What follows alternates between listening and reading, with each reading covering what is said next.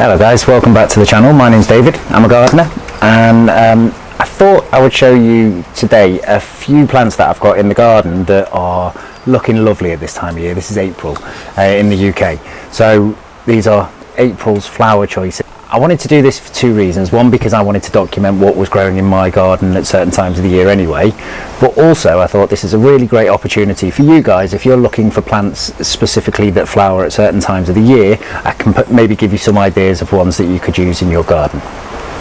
So let's have a look at the first one. So the first flower that I wanted to show you was this absolute stunner here. This is a springtime reliable favourite. This is Polygonata, known as Solomon's seal.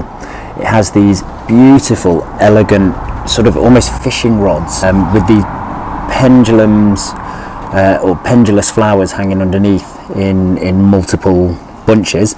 They're quite waxy to the feel, to be honest with you, and they're in this lovely cream with this gentle green tinge on the bottom. Now, this is probably full height for them, which is about 60-70 centimetres. They love growing in partial shade and full shade. So if you've got somewhere that's got a bit of a woodland feel in the garden, these are a cracking plant to put in there. They are often covered in pollinators, and as perennials they come up every single year, and they just get bigger and thicker and thicker and thicker. They're not invasive, so they're not going to swamp the place, but they will naturalise and get established in nice big clumps.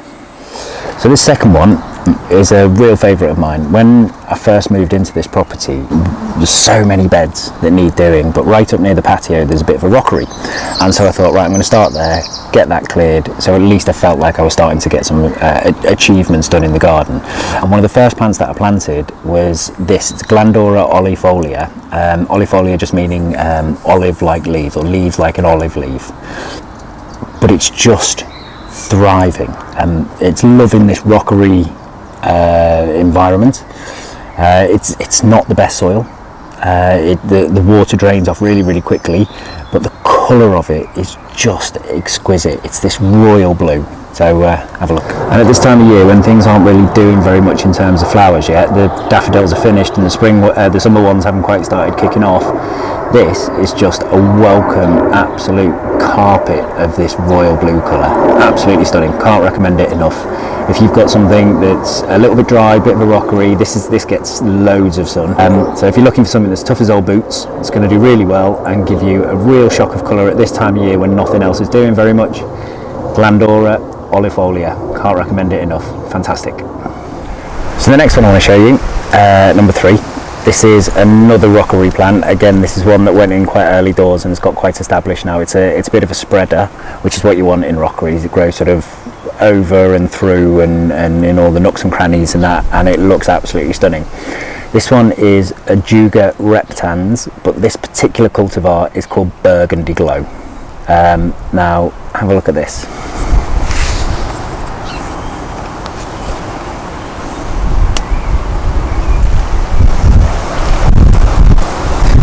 How attractive those little spires of almost purpley blue. Now this one, as I said, this is Burgundy Glow, which is the cultivar, and that's because, I don't know if you can see down here, but all of these new leaves, when they first grow, they have this pink tinge to them, and they grow on these pink stems with a variegated leaf with this sort of cream outer to them, and I think that burgundy is a beautiful contrast to this sort of mauvey, purpley blue colour on the flower spires.